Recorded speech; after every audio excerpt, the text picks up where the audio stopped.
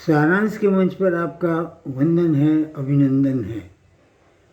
दोस्तों, आत्मरक्षा कवच मंत्र जो योगी जी ने दिया है उसे हमेशा याद रखें तथा और लोगों को भी स्मरण कराते रहिए।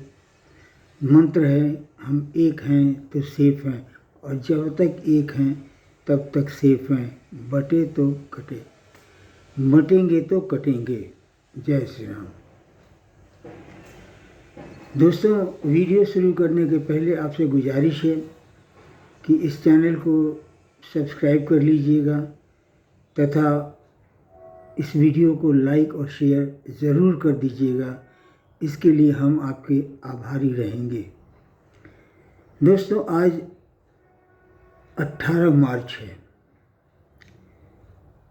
यानी 17 मार्च का एक दिन बाद, आज से पहले यानी कल 17 मार्च को वक्फ संशोधन एक्ट के विरोध में मुस्लिम संगठनों का प्रदर्शन जंतर मंतर पर धरना होना था।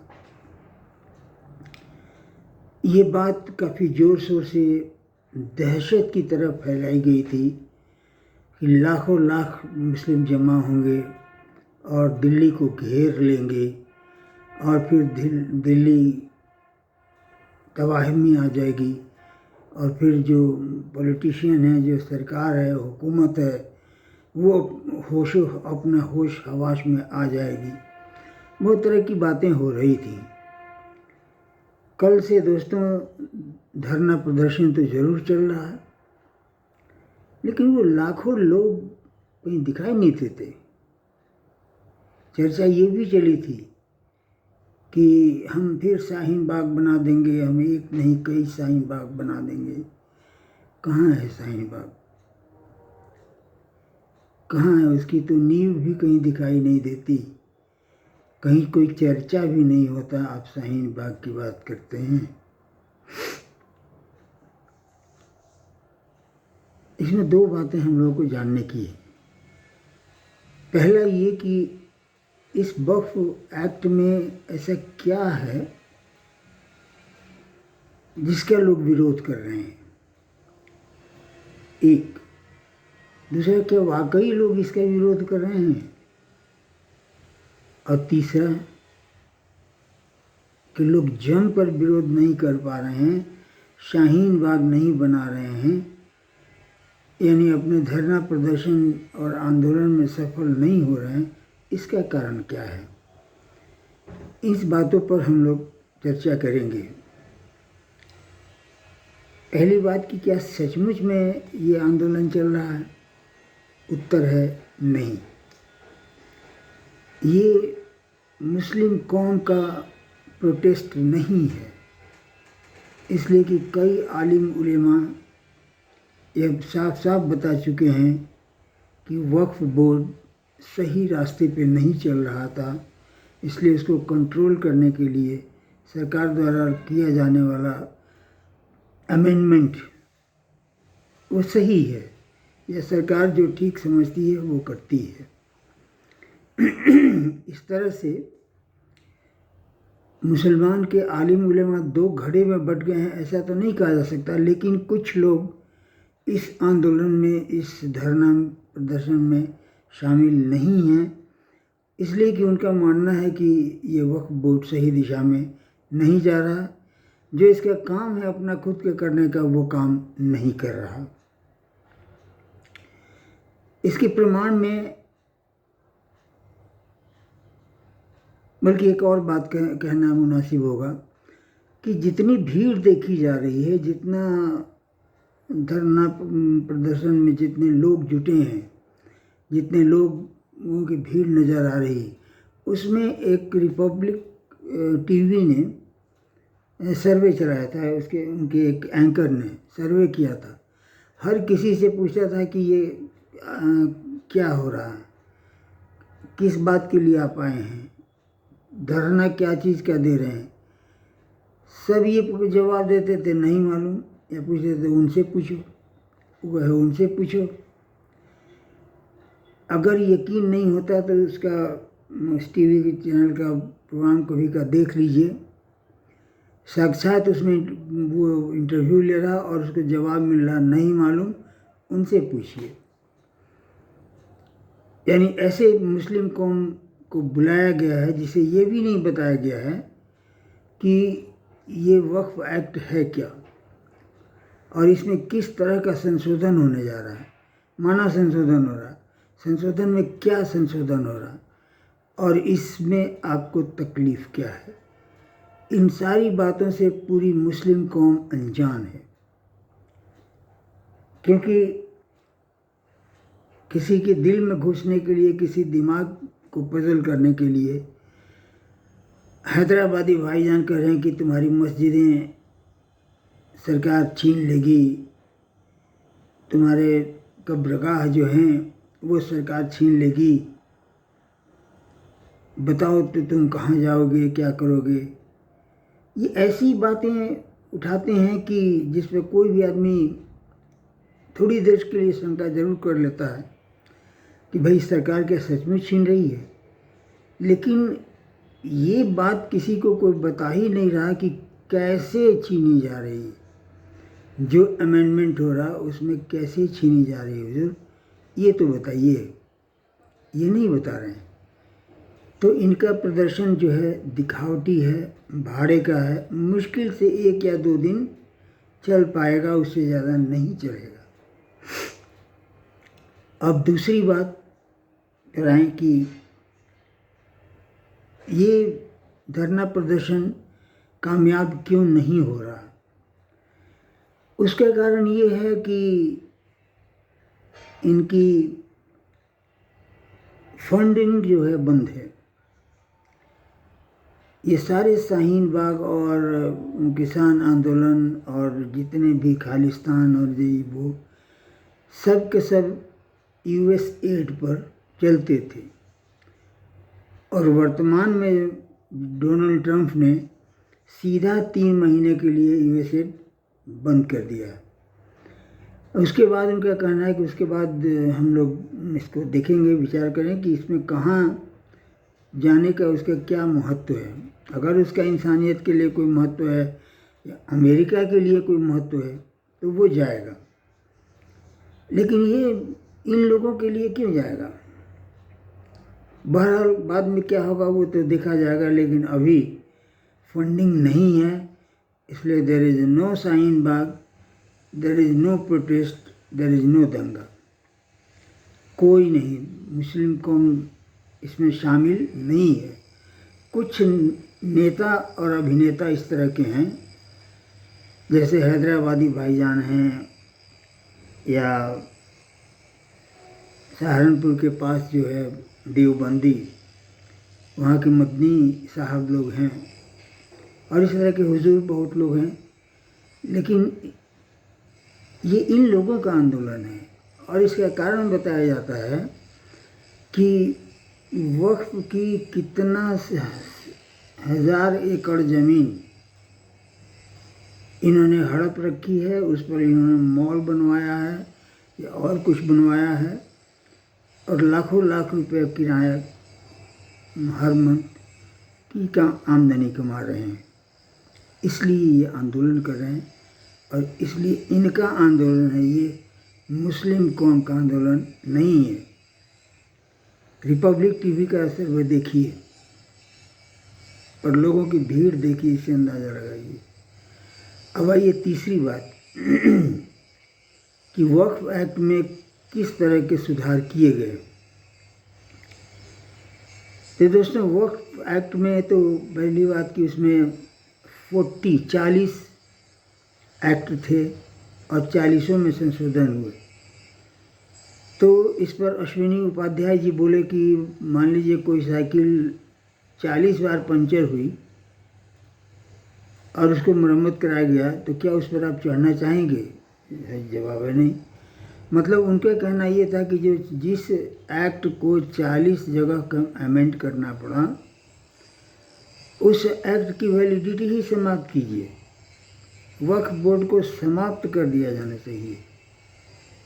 और इसके और भी कारण लोग बताते हैं कि कुरान में, द होली बुक कुरान में इसका कहीं जिक्र नहीं है और भारत के संविधान में इसका कहीं जिक्र नहीं है। तो फिर इस आफत को, तोहमत को पालने की ज़रूरत क्या है? लेकिन चलिए, जो इसमें ये हुए हैं, सुधार किए गए हैं, उसमें कि 3-4 पॉइंट्स हम लोग डिस्कस करेंगे। पहला तो है कि जो 40 एक्ट नंबर 40 है 40, उसके अनुसार ऐसा है कि जो मुतवल्ली या लोग जो हैं, वो लोग जिस ज़मीन को कह देंगे कि ये ज़मीन वक्फ़ की है, तो वो ज़मीन वक्फ़ की हो जाएगी। और अब उस घर में जो रह रहे हैं, उनकी जिम्मेवारी है कि वो कागज़ पत्तर लाएं और साबित करें कि नहीं, वक्फ़ की नहीं, ये मेरी ज़मीन है। और साबित भी कहाँ करें? वक्फ़ बोर्ड के ट्रिब्यूनल में। कोर्ट जाने की इजाज़त नहीं देता है ये कानून। और ख़ास करके कांग्रेस सरकार में कानूनों की विशेषता ये रही कि वो सरकार जनता को अदालत जाने से भी मना कर देते हैं, रोक देते हैं उस कानून के अनुसार। इसलिए इस कानून को ध्वस्त करते हुए ये प्रावधान किया गया कि आपके पास जो कागजात है, उसका वक्फ का कागजात होना चाहिए और आइंदा से वो भी रजिस्टर होगा, रजिस्टर्ड वक्फ आपके पास होना चाहिए।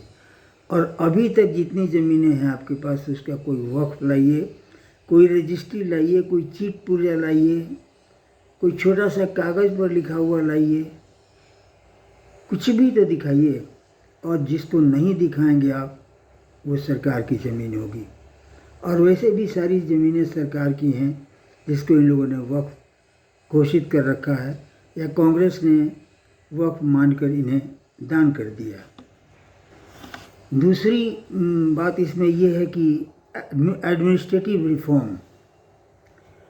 तो पहले तो इन्होंने बताया गया कि हर वक्फ बोर्ड में 2 महिलाएं रहेंगी और 1 नॉन मुस्लिम मेंबर होंगे, तथा हर डिस्ट्रिक्ट के वक्फ बोर्ड के जितने भी वक्फ बोर्ड हैं, उनका एडमिनिस्ट्रेटिव हेड डीएम होगा, डीएम बाय पोस्ट।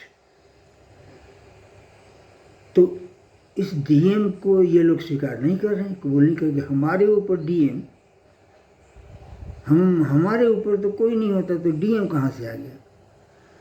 लेकिन ये एक्ट प्रोविज़न करता है कि डीएम के कंट्रोल में सारे वक्फ रहेंगे और किसी डिस्प्यूट की स्थिति में डीएम अपना ऑर्डर पास कर सकता है in capacity of magistrate, power pass कर सकता है। ये स्ट्रक्चर में जो चेंज लाया जा रहा है, इन लोगों की मोनोपोली तथा आंख बंद करके डब्बा गायब करने वाला गेम जो है, वो सीज कर रहा है। इसलिए विरोध और विस्फोट का कारण है। तीसरा है इसमें जुडिशियरी रिफॉर्म। इस वक्फ बोर्ड का, वक्फ बोर्ड के ट्रिब्यूनल को है, उसका जो भी पावर हो, जो कुछ भी हो, उससे कोई मतलब नहीं है। उसने क्या फैसला दिया, इससे भी कोई मतलब नहीं है। किसी की ज़मीन का अगर किसी तरह का, या वक्फ बोर्ड की ज़मीन का किसी तरह का विवाद होगा, तो वो हाई कोर्ट और सुप्रीम कोर्ट में सॉल्व किया जाएगा। भारत में आप भी हैं, इसलिए तो मोटे तौर पे ये तब्दीलियां हैं। और एक्ट 40 जो था कि जो भी जहाँ भी ज़मीन पर हाथ रख देंगे वो सब बंद। जो कोई भी आज आपको वक्फ करेगा, उसकी रजिस्ट्री होगी और वो कागज़ वक्फ के ऑफिस में, कार्यालय में उपलब्ध होना चाहिए। आप गौर करके अगर देखें तो ये संविधान के अंदर संविधान का प्रावधान है। जब पाकिस्तान का बंटवारा हो गया था, उस समय Waqf control board, personal law board को समाप्त कर देना चाहिए था, क्योंकि भारत में ये मजहब के आधार पर बंटवारा हुआ था। जो मुसलमान थे वो वहाँ गए, जो यहाँ रहे सो हिंदुस्तानी हैं। ये पर्सनल लॉ बोर्ड और शरीयत कानून नहीं लागू होगा, ये बिल्कुल समाप्त कर दिया जाना चाहिए, लेकिन कांग्रेस ने नहीं किया। इसलिए संविधान जो है आपका संप्रभु संविधान है, आप दावा नहीं कर सकते, क्योंकि उसके अंदर शरिया भी चलता है और पर्सनल लॉ बोर्ड भी चलता है। तो फिर आपके पास संप्रभुता है, कैसे कर सकते हैं? ये इन लोगों का मकसद है कि जहाँ भी रहेंगे उसका अपना जो विधान है सो अपना अपने चले रहे। हमारा जो कुरान कहता है, हमारा जो नियम कानून, हमारे जो आलिम उलेमा कहते हैं, बस वो सही है। और हम सुप्रीमेसी, सेल्फ एंटाइटलमेंट का फीलिंग रख करके ये लोग काम करते हैं। और उसी तरह से जो एडमिनिस्ट्रेटिव रिफॉर्म डीएम का हो रहा है, इन लोगों को लगता है कि हाँ, मेरे काम के ऊपर से डीएम, ये कैसे हो सकता है? हमारी तो इंडिपेंडेंट मतलब पैरेलल इस्टेब्लिशमेंट है, इसे नहीं स्वीकार करेंगे हम। ये सारी बातें हो रही हैं। आप गौर करके देखें तो हिंदुस्तान में अगर गजवाए हिंद नाकामयाब हुआ, सफल नहीं हुआ, मुमकिन नहीं हुआ, तो ये वक्फ बोर्ड एक ऐसा जिहाद है जो एक दिन पूरे भारत की ज़मीन को कहेगा कि ये वक्फ की ज़मीन है, तुम खाली करो। कहाँ जाएंगे आप, क्या करेंगे? और इस बार बहुत सही बात ये हो रही है कि हिंदू संगठन भी प्रदर्शन में शामिल, इन लोगों के समानांतर चल रहा है हिंदू संगठनों का प्रदर्शन भी। बात कुछ जमने वाली है, बात कुछ जंचने वाली है, बात कुछ गर्मी पैदा करने वाली है। जय श्री राम।